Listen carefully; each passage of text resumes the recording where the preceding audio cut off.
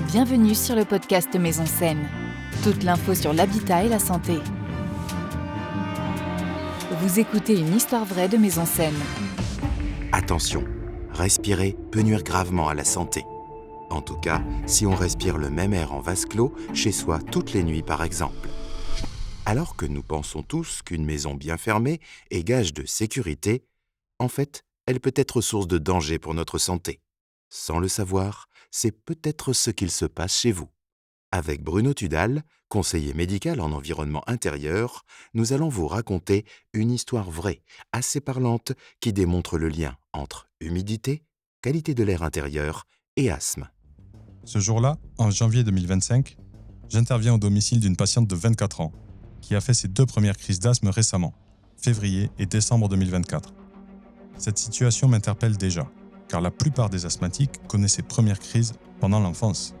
Il y a donc un facteur déclenchant qui est apparu ou qui s'est amplifié depuis peu de temps, et c'est à moi de le trouver.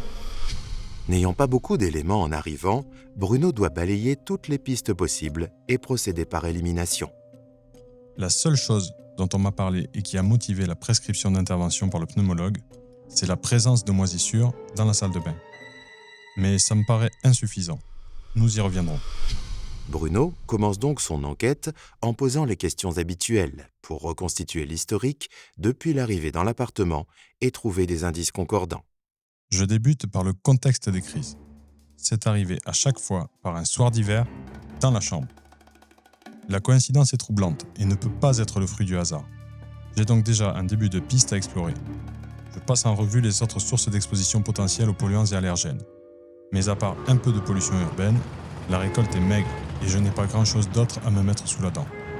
Pas de produits chimiques irritants, pas de nouveaux sports, pas d'animal de compagnie, pas de bougies, même pas un poêle à pétrole ni un conjoint fumeur. Je me concentre donc sur les 2 éléments qui ont retenu mon attention. La présence de moisissures, signalée dans la salle de bain, et la chambre, qui semble être à l'origine de l'exposition. La jeune femme habite une ancienne maison de ville qui a été divisée en appartements. L'aménagement est donc atypique, comme on dit dans le milieu.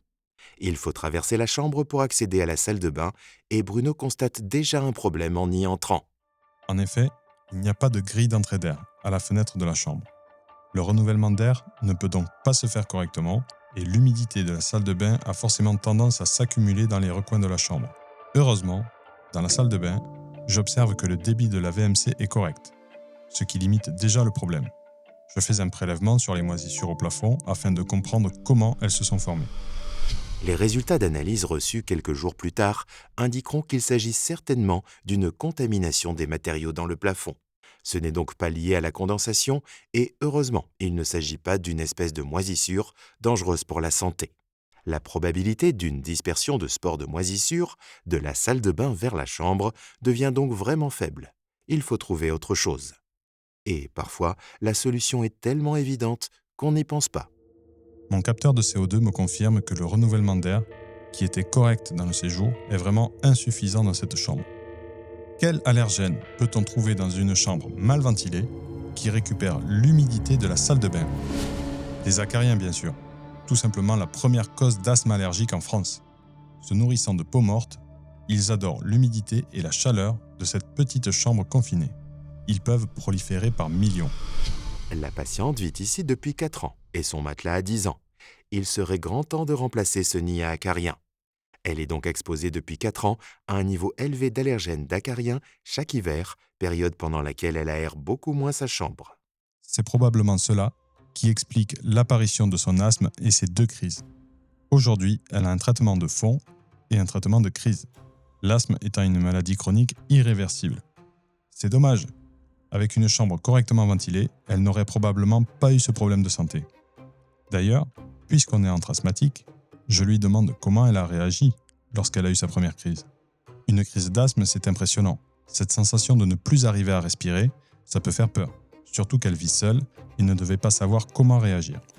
En effet, il est difficile d'appeler le SAMU quand on n'arrive pas à respirer. Je ne m'attendais pas à sa réponse. Elle m'explique innocemment qu'elle a passé la nuit à attendre que ça passe, avant d'aller consulter un médecin le lendemain. Je lui rappelle avec bienveillance qu'il y a 900 morts par an à cause de l'asthme en France, c'est-à-dire 2 à 3 par jour, et qu'elle aurait pu en faire partie. Alors, en cas de crise d'asthme, ne minimisez pas et n'attendez pas que ça passe. Filez aux urgences si vous n'avez pas de traitement de crise. Cette histoire vraie montre que respirer chez soi peut être dangereux si on ne prend pas les mesures pour maintenir une bonne qualité d'air intérieur. Si vous avez des symptômes comme des allergies, des rhinites, des bronchites fréquentes, vérifiez que vous avez un système de ventilation efficace dans votre logement. Aérez bien votre chambre et l'ensemble de vos pièces de vie. En cas de présence de signes d'humidité, demandez sans attendre un diagnostic afin d'éliminer la vraie cause du problème et d'éviter le développement des acariens ou des moisissures dangereux pour votre santé. Et surtout, prenez soin de vous en respirant un air sain dans une maison saine.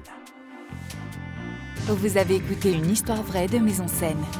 Programme Maison Saine, prévenir les risques de l'habitat sur la santé.